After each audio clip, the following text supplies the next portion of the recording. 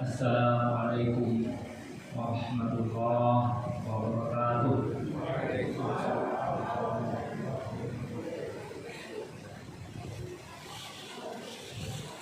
Hamdan wa syukran lillah, salatan wa salaman ala habibillah, salatan wa salaman ala sayyidina Muhammad ibni Abdillah. Asyhadu an la ilaha illallah wahdah lahul haqqul mubin, wa asyhadu anna nabiyyana Muhammad sallallahu alaihi wasallam shadiqul wa'dil amin wa imamul muttaqin. Qala Allah ta'ala, na'udzu billahi minasy syaithanir rajim. Bismillahirrahmanirrahim. Iqra bismi rabbikal ladzi khalaq. Sadaqallahul azim. Yang kita hormati Bapak Ibu pengurus masjid beserta jajaran, Bapak Ibu tokoh masyarakat, tokoh adat, Udlo, Bapak Ibu jamaah sholat maghrib dan isya, para adik-adik pejuang penerus agama dan bangsa, serta para jamaah pemirsa budiman di mana berada. Senantiasa kita bersyukur kepada Allah atas nikmat iman. Wa qala Abu Hazim, kullu ni'mah la tuqarru min Allah fa hiya ghaniyah. Segala bentuk nikmat, kalau seandainya nikmat itu tidak mendekatkan kita kepada Allah, itu adalah musibah. Wa kulli musibah, dan segala bentuk musibah, cobaan, banjir, baloto, gempa bumi, masalah kesehatan, segala bentuk musibah, kalau seandainya mendekatkan kita kepada Allah, itu adalah nikmat. Dan alhamdulillah di waktu maghrib ini Bapak Ibu, kita bersyukur atas nikmat iman, kesehatan, kesempatan, bahkan kemauan. Semoga kita semua dapat istiqomah menuju level yang teratas dengan visi misi, kualitas dan kuantitas kita tingkatkan. Amin ya rabbal alamin. Bapak Ibu, pada penghujung tahun ini cukup melanda musibah. Kita dilanda musibah di komplek kami. Bapak Ibu, tadi bincang-bincang satu rumah yang tidak kena banjir, umumnya kena. Kalau situ Bapak Ibu layaman, alhamdulillah. Jadi ketika tadi pagi keluar mau di sawah udah. Baik Abu Diman, Bapak Ibu, belanja kebutuhan pokok karena sebelum sejak Kamis, Jumat, Sabtu, Minggu, Ahad, Senin, sampai tadi keluar. Kali lontong aman-aman saja kedapatan. Tapi ketika di balik bukit Gunung Pangil luar biasa, Bapak Ibu. Sampai kasur kami habis dilahap, lumpuh. Tapi dengan nikmat iman, insya Allah kita berdoa kepada Allah, pasti ada hikmah. Nah, sebagai lampu kuning Bapak Ibu, mestinya dengan adanya musibah di hadapan kita, kita semakin tegar dan sabar. Al-aqwallahi muhawirah wa batinun hibah. Dalam kitab Al-Hikam Bapak Ibu, bahwasanya dunia ada sisinya bagaikan bituan, wa batinun hibah, dan yang tidak tampak, yang batin itu pasti ada hikmah. Fal qalbu yanzuru. Sedangkan orang yang beriman, yang mendapatkan hati, maka ia lihat dua matanya, kemudian tidak lupa melihat sebab akibat dengan mata batin. Ketika mendapatkan nikmat bersyukur, ketika mendapatkan musibah bersabar bertegak. Akan tetapi wan nafsu, sedangkan hamba yang belum mampu mengendalikan hawa nafsunya, maka ia tergelincir, hanya melihat dengan mata yang dimilikinya dua, tapi lupa dengan mata batin. Kita hamba yang beriman melihat apapun, kalau yang bermanfaat kita senantiasa bersyukur. Tapi kalau musibah sabar dan tegar. Semoga musibah ini inilah yang terakhir kali Bapak Ibu kami yang berbahagia. Itu Bapak Ibu, pada pertemuan yang lampau kita telah melanjutkan terkait muqaddimah fikih. Kita gambarkan dahulu ibaratnya sebuah pohon. Nah, Bapak Ibu, kalau kita ulang kembali, mestinya akar yang kuat itulah nanti yang akan menghasilkan tumbuh cabang. Tapi kalau fondasi tidak kuat, Bapak Ibu, akar itu yang nanti bisa roboh. Bahkan kampus studi di Sumewangi, Bapak Ibu, di PB. Kalau sekitar kita bisa PEP, ULP, akal kami di PB, Jama'i Islam UIN. Itu longsor di tempat parkir, Bapak Ibu. Alhamdulillah dengan musibah banjir di Paikan, Bapak Ibu, kami selamat. Kalau ke kampus pagi, Bapak Ibu, habis itu Joto pun habis. Itu Bapak Ibu. Jadi kami berangkat Senin ke Padang jam 5 pagi sampai di Padang jam 5 sore. 12 jam peser Padang. Sempat juga di waktu kena banjir itu karena begitu dalamnya sampai roda mobil itu Bapak Ibu tinggi air. Kalau ini bisa-bisa malam di Paikan. Kalau balik tugas banyak. Jalani. Berdoa kepada Allah semoga dikuatkan. Semoga ada hikmah. Ada nyata Bapak Ibu sampai di Padang Senin itu kan longsornya di Sumewangi. Ada hikmah. Kalau ke kampus mungkin beda lagi yang yang mana fikih itu cabang. Kalau tadi pohon akar, maka akar itu adalah tauhid keimanan, itu yang mesti kuat. Apapun ibadah, maka nanti syarat pertamanya adalah iman, tauhid, mengesahkan Allah. Apapun fikihnya, mazhabnya beda-beda, partainya, ormasnya tetap satu. Allah, qul huwallahu ahad. Kalau esensi hakikat keimanan sudah kuat, iman yang kuat, iman yang selamat, tumbuhlah ya cabang. Cabang itulah banyak. Jadi pintu surga, pintu aman tidak satu cabang, banyak amal. Bagi ibu-ibu yang haid tidak bisa puasa Ramadan, banyak pahala yang lain. Memasakkan untuk makan sahur suami, membangunkan anak, pahala. Dengan cabang itu dikenal nanti fikih. Setelah cabang kita menginginkan buah hasil. Itulah ihsan, akhlak mulia. Wa innaka la'ala khuluqin adzim. Dan sesungguhnya engkau Muhammad benar-benar memiliki akhlak budi yang amat agung. Quran surat Al-Qalam ayat yang 4. Adapun fikih al-ilmu wal fahmu, suatu ilmu dan pemahaman. Bapak Ibu, mungkin sedikit teman ada pertanyaan 5 atau 6 poin. Yang pertama tadi, apa syarat pertama diterimanya amal soleh? Yang pertama jawabannya adalah iman. Walaupun orang muslim banyak amal, tapi kalau tidak mengesahkan Allah tidak akan diterima. Ini bukan terkait keabsahan amal, tetapi diterima atau makbul atau ijabahnya amal. Yang kedua, Bapak Ibu, 5 tambah 5, ayo kita 5 tambah 5, 10. 5 kali 5, 25.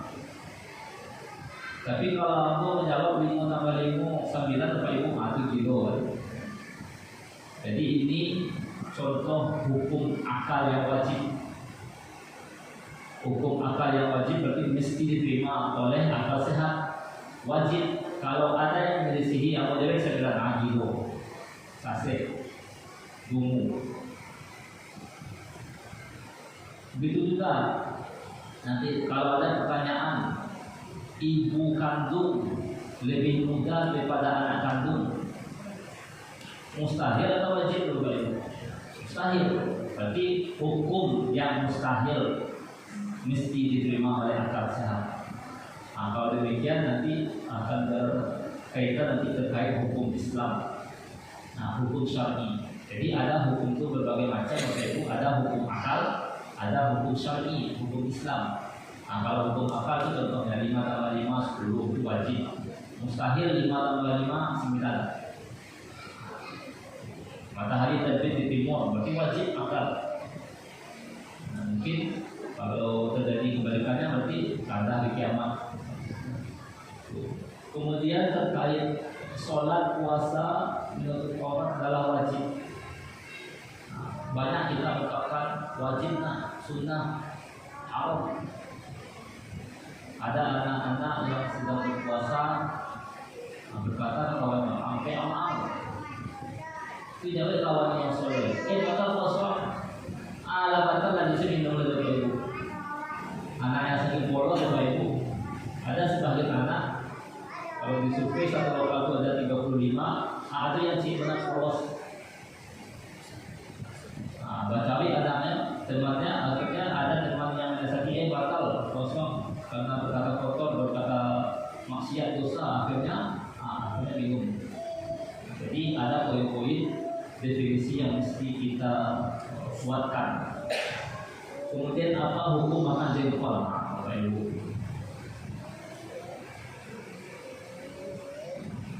Atau Bapak Ibu makruh?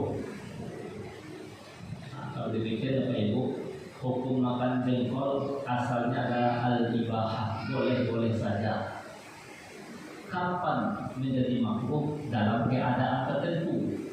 Yang pertama, kita mau sholat berjemaah. Berarti ilahnya tak mengganggu kekhusyukan sholat berjemaah. Atau kita dekat-dekat, berdekat muka, proses belajar mengajar. Yang mana pada intinya dekat ilat sebab menjadi makruh itu karena ilat menyakiti atau menimbulkan fitnah atau menimbulkan ketidaksenangan saudara kita. Jadi tidak ada makruh berkaitan pada hukum asalnya. Nanti lanjutannya di bab disunahkan kita bersiwak atau menggosok gigi dalam keadaan tertentu. Salah satunya ketika makan hal-hal yang mungkin bau tak sedap, apakah jengkol terkait. Jadi itu Bapak Ibu, tidak ada makan jengkol itu makruh. Hukum asalnya boleh-boleh saja mubah. Kapan benar makruh? Ketika mau hendak sholat. Apakah nanti makan jengkol, petai, kemudian tahan basol bawang atau tun bawang merah, tun bawang putih, basol bawang merah. Kemudian jika yang kelima, jika wanita haid di bulan Ramadan, maka apa konsekuensi hukum atas ibu-ibu yang haid bahkan nifas Bapak Ibu? Berarti wajib dibayar. Wajib dibayar itulah istilah dalam ilmu usul fikih nanti, yaitu qadha. Yang keenam, jika dalam sholat subuh munfarid sendirian, kemudian datang orang lain untuk sholat, datang sekelompok awal siap Bapak Ibu sedang berjemaah, itu sekelompok jemaah atau musafir atau jemaah komplek, itu telat kalau sedang berjemaah. Yang Bapak bagi gol jadi imam C, dua makmum. Tinggal kita pilih apakah kita ulang sholat atau kita lanjut doa. Itu nanti kajiannya Bapak Ibu di itu.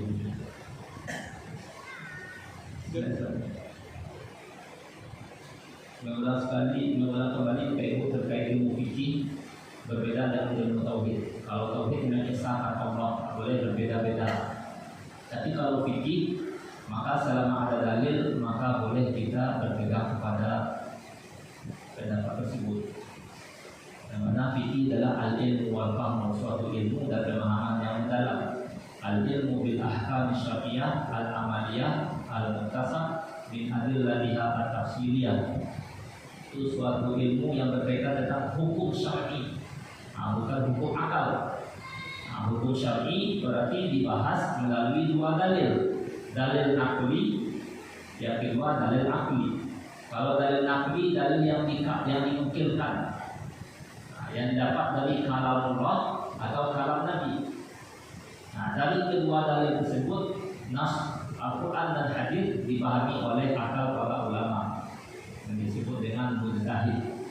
Nah, sekelompok ulama yang bisa berijtihad mengkaji suatu dalil nahwi dan kaidah-kaidah yang beliau pahami itu terkait fikih. Nah, ini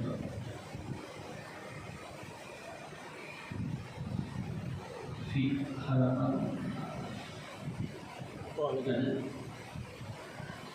pembahasan fikih. Temanya maudhu'nya adalah perbuatan kita, perbuatan mukallaf. Kallafa yukallifu taklif, la yukallifu Allahu nafsan illa wus'aha. Al-Baqarah 284. 285 itu objek kajian fikih dalam perbuatan kita, bukan dalil. Jadi kalau perbuatan mukallaf, maka intinya fikih kita tahu hukum, bukan tahu dalil. Kalau wajib tahu dalil menyebabkan keabsahan sahnya ibadah, bisa-bisa tidak sanggup ibadah kita sah.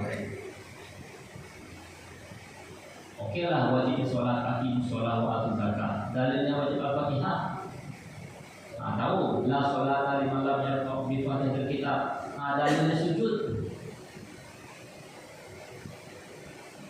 Nah, dalil sholat subuh, kan sulit. Maka inti fikih adalah mengerjakan apa yang Allah tuntut atau meninggalkan apa yang Allah larang. Walaupun kita tahu dalil atau tidak tahu dalil, itu kajian fikih. Pembahasan fikih adalah kita melakukannya atau meninggalkan. Kemudian yang menjadi inti kajian kita pada malam ini Bapak Ibu, yaitu terkait hukum taklifi, yang mana menata hati mengenal hukum taklifi. Kita awali tadi menata hati, yang mana tujuannya kita belajar ini semakin bertambahnya ilmu, semakin tinggilah nilai-nilai ketakwaan kita. Setiap bertambahnya ilmu, bertambahnya ketakwaan, bukan bertambah kita menganggap yang paling benar. Mengenal hukum taklifi. Kalau hukum taklifi tadi Bapak Ibu hukum syar'i. Hukum taklifi, taklif, mukallaf. Kalau kita sebagai mukallaf, orang yang dibebani suatu hukum. Kalau hukum, kata ulama usul fikih atau usuli, kitabullah ta'ala al-muta'alliqu bi af'alil mukallifin min haitsul iqtida' al-takhyir al-wada'. Hukum taklifi adalah suatu kitabullah, suatu ketetapan Allah, suatu hukum Allah. Al-muta'alliq, yang berkaitan.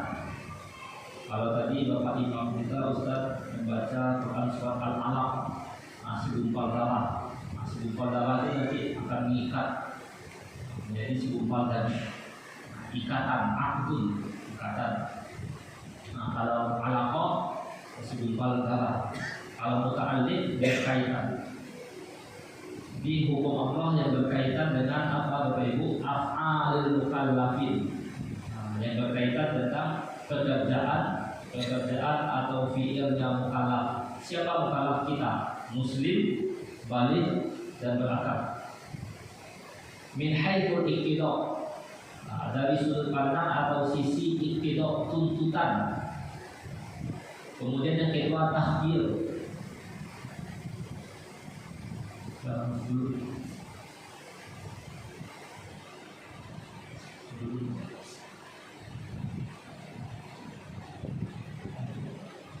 Suatu hukum Allah yang berkaitan tentang perbuatan hamba yang mukallaf, muslim, baligh berakal, ditinjau dari sudut aspek tuntutan, iqtida'.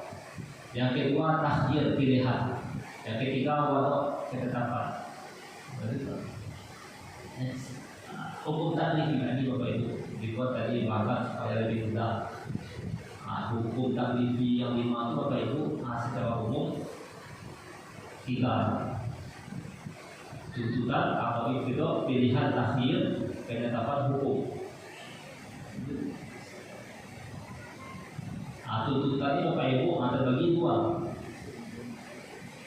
untuk dilakukan atau ditinggalkan. Dilakukan terbagi dua. Kalau sifatnya jelas dan tegas menjadi wajib. Kalau tidak jelas, kurang tegas, maka hanya sebatas sunnah. Apa dalilnya Bapak Ibu? Di dalam kitab Fathul Mubin hadis Arba'in yang ke-9 bersumber dari hadis sahih melalui sahabat Nabi yang bernama Abdurrahman bin Sakhrin Abu Hurairah. Maka Nabi bersabda, "Ma nahaitukum anhu fajtanibu." Apa yang aku larang maka kalian tinggalkanlah. Jadi tuntutan pertama iktidoknya adalah ditinggalkan. Ditinggalkan terbagi dua. Apakah sifatnya tegas dan jelas jatuh kepada haram? Kalau kurang jelas, kurang tegas hanya sebatas makruh. Ma nahaitukum anhu fajtanibu. Kemudian yang kedua, wa ma amartukum bihi, dan apa yang aku tuntut, aku perintahkan, fa'tu, maka datangkanlah, lakukanlah, amalkanlah. Tetapi di sini Bapak Ibu, Nabi memberikan isyarat mastata'tum, semampu kalian. Kalau yang nak mampu tagak Bapak Ibu, maka boleh sholat dulu. Kayak kalian musibah di tadi mendadak. Untuk minum saja sulit Bapak Ibu. Jadi di sinilah belajar fikih itu nyata. Walaupun nanti dalam mazhab Syafi'i kalau seandainya diyakini air itu bisa mendapatkan 2,5 km, tetapi akses dalam itu bisa. Tadi Bapak Ibu apa terpleset? Karena licin. Pakai mobil macet kiri kanan, mobil di pedacet bukit. Bulan lalu juga terlambat Bapak Ibu. Datang ketika selesai sholat. Jadi kalau demikian menyulitkan. Kalaupun ada air hanya sebatas untuk minum makan. Jadi boleh tayamum. Walaupun kontennya ada di balai buki, di Lumpang itu di jalan besar-besar Bapak Ibu, tapi untuk keluar itu sulit. Alhamdulillah saat ini air itu sudah ditutup. Jadi Kamis, Jumat, Sabtu, 3 hari pertama itu luar biasa. Minum ditahan, makan ditahan, buang hajat pun ditahan. Karena air sudah masuk ke toilet semua sampai setengah meter tinggi. Berlumpur. Jadi terkait demikian tetap kita dituntut untuk sholat mas atau semampunya. Mampu kita berwudu karena wudu tadi maka boleh tayamum. Kita musafir sebelum subuh membahayakan tak mampu puasa maka boleh berbuka. Tapi catatan Bapak Ibu bagi musafir, musafir jangan kembali atau berarti apa? Ketika subuh belum musafir maka untuk kehadiran maka makan sahur lagi waktu sahur. Nanti ketika siang bolong jam 1, jam 2, ketika kita sudah jalan tak mampu, silahkan berbuka. Wa antasumu khairul lakum. Tapi jika kalian berpuasa, itu lebih baik. Itu terkait tuntutan yang ditinggalkan dan dilakukan. Di tengah-tengah di sini adalah pilihan Bapak Ibu. Kalau pilihan tidak bernilai pahala, tidak bernilai dosa, tengah-tengah. Itu yang sifatnya mubah. Jadi hukum taklifi yang kita bahas pada malam ini kesimpulannya cuma 5 Bapak Ibu. Hukum taklifi wajib, kemudian sunnah, yang ketiga tengah-tengahnya mubah, yang keempat haram, yang kelima makruh. Dari yang kelima ini maka timbul nanti 2. Tolabul fi'li dituntut untuk dilakukan atau tolabul tarki dituntut untuk ditinggalkan. Yang dituntut untuk dilakukan sifatnya jelas dan tegas itu wajib. Yang tidak tegas kurang jelas itu hanya sebatas sunnah. Di tengah-tengahnya wajib tuntutan dilakukan maupun tidak, tengah-tengahnya adalah ibadah. Next one. Ini penguatan kembali yang mana pengajian kita sifatnya mengulang-ulang kembali Bapak Ibu, mengulang kemudian menguatkan apa yang telah kita pahami selama ini. Yang pertama wajib ma'yutabu fa'iluh wa yu'aqabu tariku. Berpahala bagi yang melakukan dan berdosa bagi yang meninggalkan. Itu makna wajib. Berpahala kalau kita lakukan dan dosa bagi yang meninggalkan. Kemudian ada ibadah-ibadah yang menjadi wajib sekaligus rukun Islam. Ada ibadah tertentu tetapi bukan menjadi esensi rukun Islam yang 5. Jadi kalau demikian, kalau seandainya meninggalkan hal-hal yang wajib tetap berdosa, tetapi dosanya tidak akan sama, selevel. Berbeda kalau seandainya tadi di awal memakai jilbab wajib, memakai celana di bawah lutut bagi laki-laki wajib. Main futsal hati-hati, bukan untuk salah dilarang, tetapi pakaian celana pendek di atas lutut tanpa paha itu yang dibolehkan. Kenapa? Karena wajib. Tetapi dosanya tidak akan sama dengan meninggalkan yang ibadah pokok. Karena ada Bapak Ibu, kalau sembahyang tapi tidak pakai jilbab, percuma sih sembahyang. Akhirnya Bapak Ibu makin malik saudara kita untuk sholat. Padahal kita tujuannya dai itu mengajak, menghimbau, bukan mematahkan. Kebanyakan terkadang kita berdakwah tetapi hilang esensi dakwah, sibuk memvonis, menghakimi, membuli, menghukumi. Padahal yang menghukumi adalah hakim, qadhi. Kalau dai sebatas mengajak, mengimbau. Terkadang di kota-kota besar atau di kampung-kampung dibawa dai kota, tujuannya supaya semangat nampak lagi umat Islam. Kalau kita di Padang, alhamdulillah sudah buka kajian seperti pengembangan. Itu luar biasa Bapak Ibu, pengusaha begini. Masjid kami belum bisa kayak itu Bapak Ibu. Semoga nanti tahun depan jadi catatan bagi kami, supaya nanti jemaah lebih fokus dan nampak dan tidak sia-sia. Iqra bismi rabbikal ladzi khalaq, bacalah. Kemudian di ayat yang keempat ya, alladzi 'allama bil qalam. Maka membaca, menulis. Banyak membaca, banyak mendengar, insya Allah akan banyak menulis. Tapi kalau sedikit membaca, Bapak Ibu sedikit mendengar, apa yang mau ditulis. Jadi hukum taklif yang pertama wajib, berpahala bagi yang melakukan dan dosa bagi yang meninggalkan.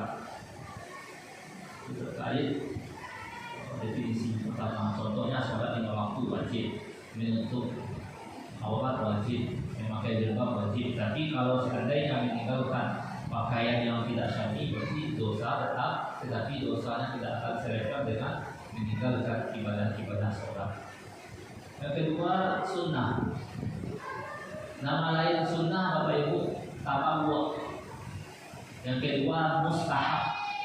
Asal katanya dari ahabba yuhibbu, yang dicintai. Kalau demikian definisinya ma yusabu fa'iluhu wa la yu'aqabu tariku. Berpahala bagi yang melakukan dan tidak dosa bagi yang meninggalkan. Dan tidak dosa bagi yang meninggalkan. Melainkan kalau waktu tinggal Bapak Ibu bisa berubah, tidak mendapatkan fadilah keutamaan. Itu terkait sunnah. Contohnya misalkan sholat sunat qobliyah, sholat sunnah ba'diyah.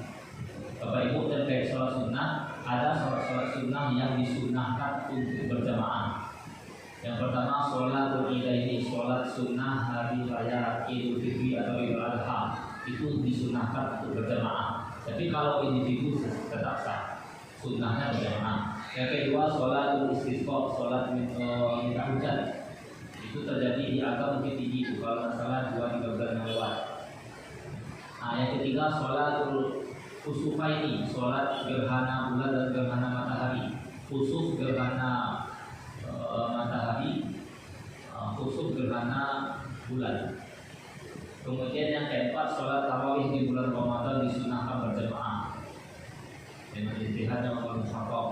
Yang kelima sholat sunnah witir di bulan Ramadan disunahkan berjamaah. Bagaimana hukum sholat tahajud qiyamul lail berjamaah?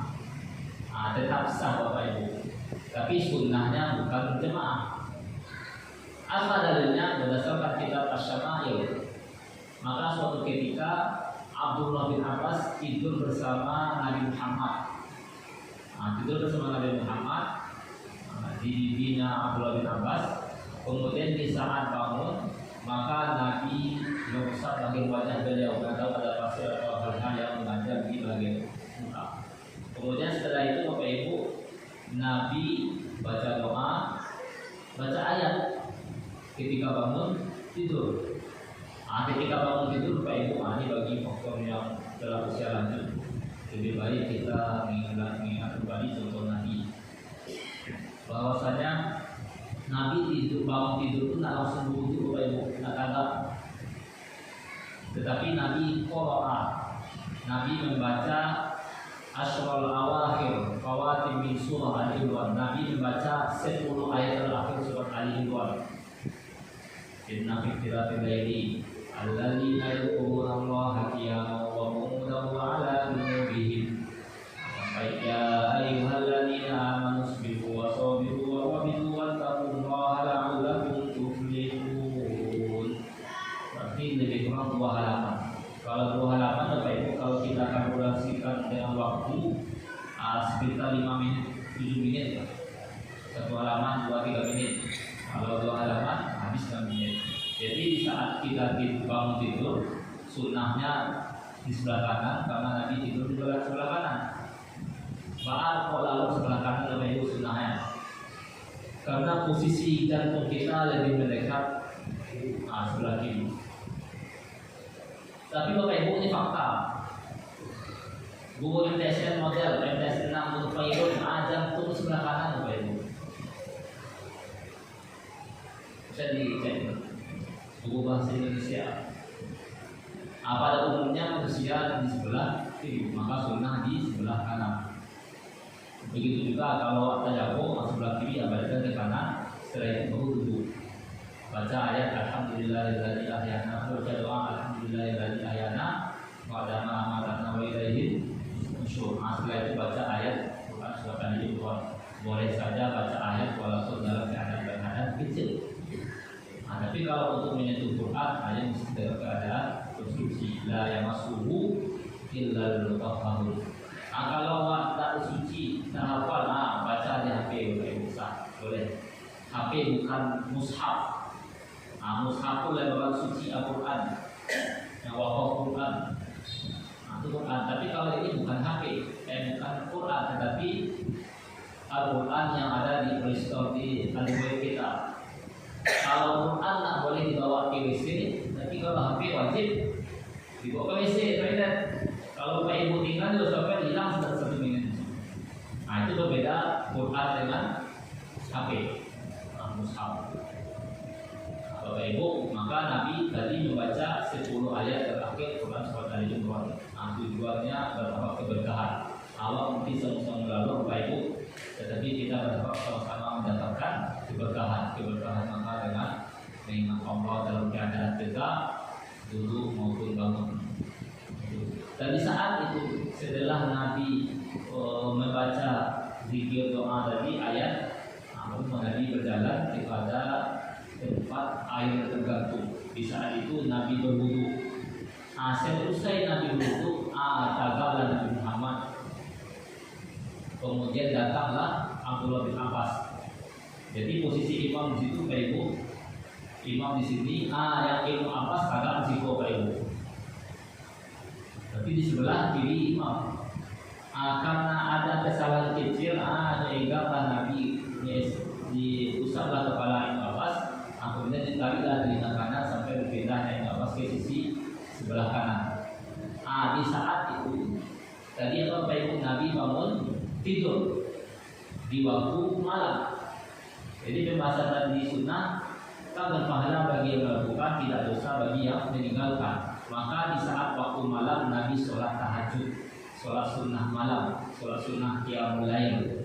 Dan di saat itu ada Ibnu Abbas.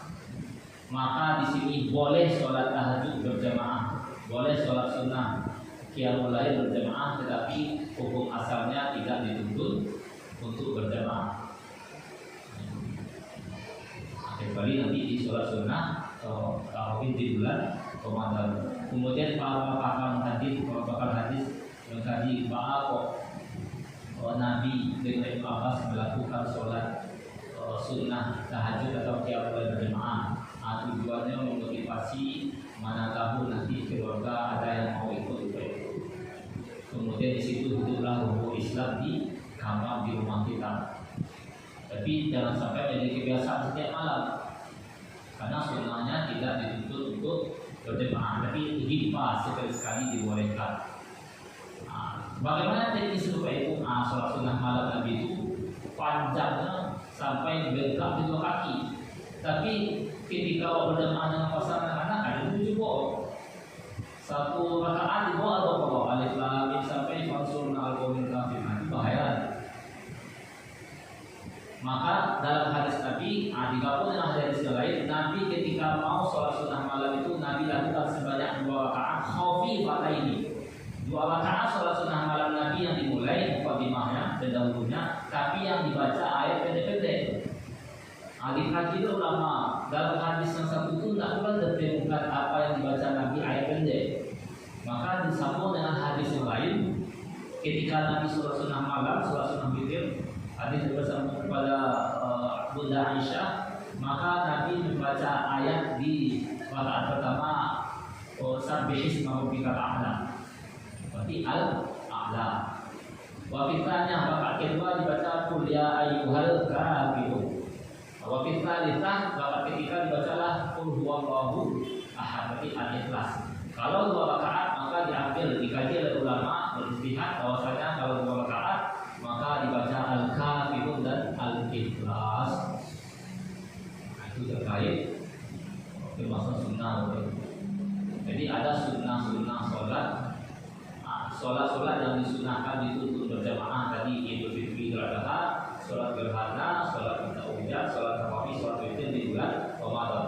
Sedangkan sholat duha, sholat tahajud, sholat qiyamul lail, sholat witir nanti malam dituntut tidak berjamaah. Kalau berjamaah maka sah dengan dalil apa yang Nabi lakukan dengan Abdullah bin Abbas radhiyallahu anhu.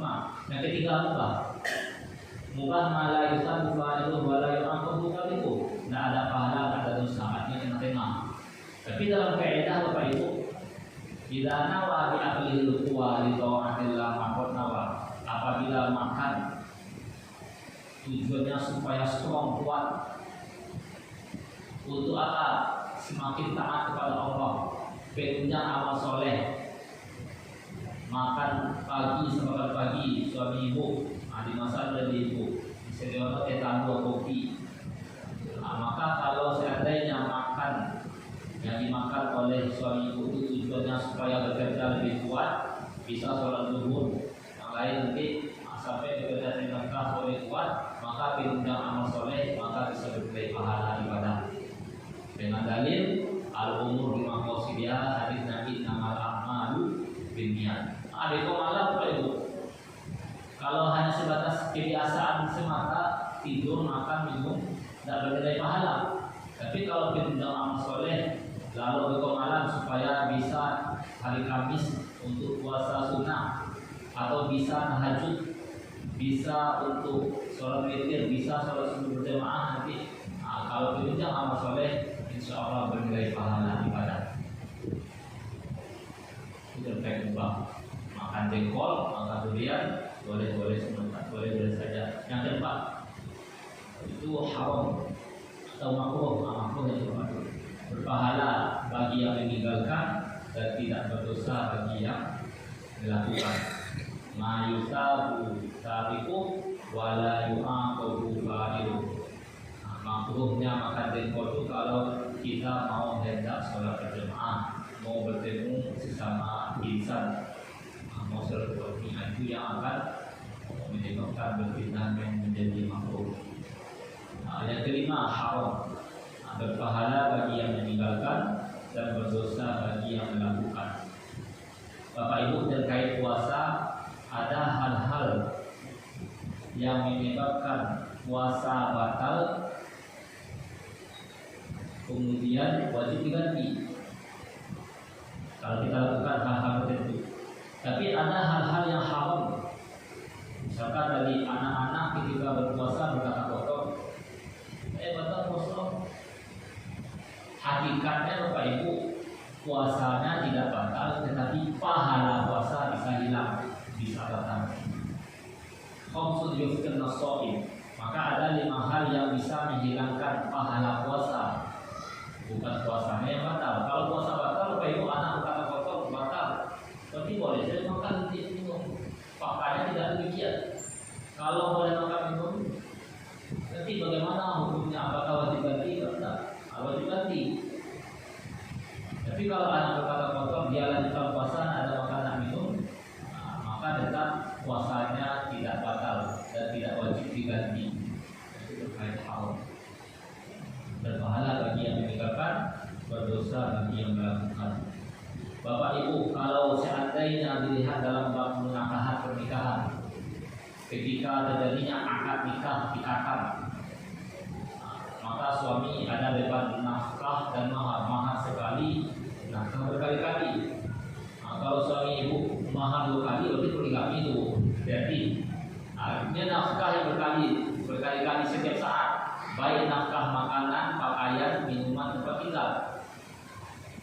Jadi kalau seandainya demikian, suami menjadi pemimpin, sehingga ibadah puasa sunnah wajib bagi istri atau pasangan melapor izin ke suami. Jadi kalau seandainya demikian, Bapak Ibu, wanita yang berpuasa sunnah Senin Kamis tanpa izin suami, bisa-bisa dapat dosa bukan pahala. Tapi puasa tetap sah, tapi dosa dapat. Kapan puasa jadi batal dan haram? Yaitu puasa di hari tasyrik, puasa di tanggal 10 Zulhijjah, Idul Adha, puasa di hari 1 Syawal. Itu dosa sekaligus batal. Tapi kalau ibu-ibu yang berpuasa sunnah tanpa izin suami, puasa tetap sah, tetapi dia melakukan sesuatu hal yang diharamkan, juga dapat dosa. Itu terkait hukum yang 5 terkait hukum taklifi, wajib, sunnah, mubah, makruh, dan yang haram. Terakhir Ibu, dan selanjutnya terkait 3 hal pokok. 3 istilah ini penting Bapak Ibu. Ketika kita sholat, memang sepakat ulama niat itu cukup di hati, tapi dilisankan juga batal, boleh. Usolli fardhu subhi raka'ataini mustaqbilal qiblati adaan. Berarti adaan. Niat puasa Bapak Ibu, nawaitu shauma ghadin an adain. Berarti ada. Adaan atau adain sama saja. Bahasa Arabnya ada. Adaan, adaun, adain. Apa makna ada? Fi'lul ibadah fi waqtiha. Melakukan suatu ibadah pada waktunya. Bapak Ibu sholat zuhur, kalau tadi jam 12.10, 12.15 misalnya, ketika ada langsung ke masjid. Ketika sakit ada pun jam 2 siang. Maka itu masih tetap ada melakukan ibadah pada waktunya, baik puasa, sholat ataupun ibadah yang lain. Ketika sholat itu contoh tadi ada, jam 2 masih ada, belum masuk waktu, selanjutnya ibadah sholat yang lain. Contoh puasa, nawaitu shauma ghadin an adain. Aku niat puasa ghadin, cuma besok. Kalau kemarin yesterday, kalau hari ini this day. Cuma besok ghadin. An adain, ada melakukan ibadah pada waktunya. Kapan puasa wajib itu? Bulan Ramadan, di bulan Ramadan. Berarti kalau kita puasa dari tanggal 1 sampai 30, maka ada sholat zuhur, sholat subuh setengah 6 belum terbit pada matahari, maka tetap masih dikatakan ada, walaupun mungkin sudah di belum waktu, tapi tetap ada, tidak ada dosa. Tapi kalau seandainya ibu-ibu yang haid, yang nifas, atau laki-laki yang musafir, atau bagi tukang yang tak mampu berpuasa full, yang boleh kalau lepas boleh saja, tapi jangan lupa nanti yang kedua qadha. Jadi qadha puasa bukan hanya sebatas untuk kaum hawa itu, tapi siapapun umat yang mukallaf tadi, yang Islam, yang yang telah balik, yang telah berakal sehat. Jadi itu Bapak Ibu. Jadi kalau laki-laki sakit, musafir atau bekerja kasar yang tak kuat berpuasa, maka tetap ada qada. Qada itu ialah fi'lul ibadah allati wajabat farid, mana fi'lul ibadah melakukan suatu ibadah, apakah sholat, puasa maupun zakat, tetapi dilakukan di luar waktu yang telah ditetapkan. Di luar waktu yang telah ditetapkan. Jadi kalau demikian selama ini puasa kita foto, tapi kalau sholat dah di foto, maka ini timbul pilih-pilih Bapak Ibu. Puasa di foto, sholat dan tinggal di foto. Padahal rukun Islam yang kedua sholat. Masalah akun fi safar, apa yang menyebabkan kalian masuk di masa safar? Qalu lam naku minal musallin. Nanti mereka akan menjawab, dahulu dirinya kami tidak sholat. Walau namun timur miskin, dan dahulu kami dirinya tidak pula kasih makan fakir miskin. Maka solusi menutup celah hendak kena azab penghuni neraka safar, alladzina yu'minuna bil ghaibi wa yuqimuna shalah wa mimma razaqnahum yunfiqun. Hamba yang beriman itu yang mendirikan sholat, wa mimma, dan dari apa-apa, apa razaqnahum kami rezekikan kepadanya, yunfiqun, mereka infakkan di dalam Allah.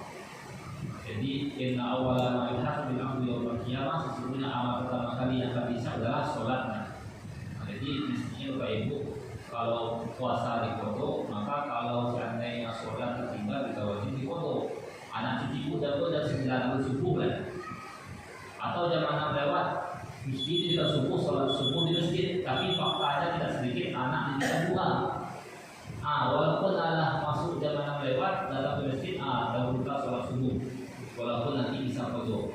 Dan terakhir ibadah. Tadi setelah subuh kita doa, datang jemaah.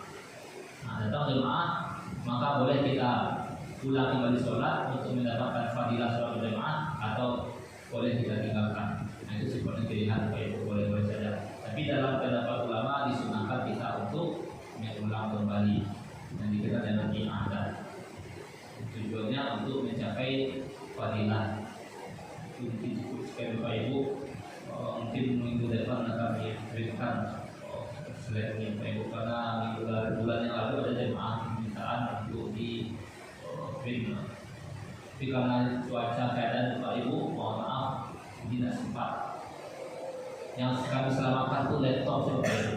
Buku-buku umumnya bisa dikatakan 30% habis.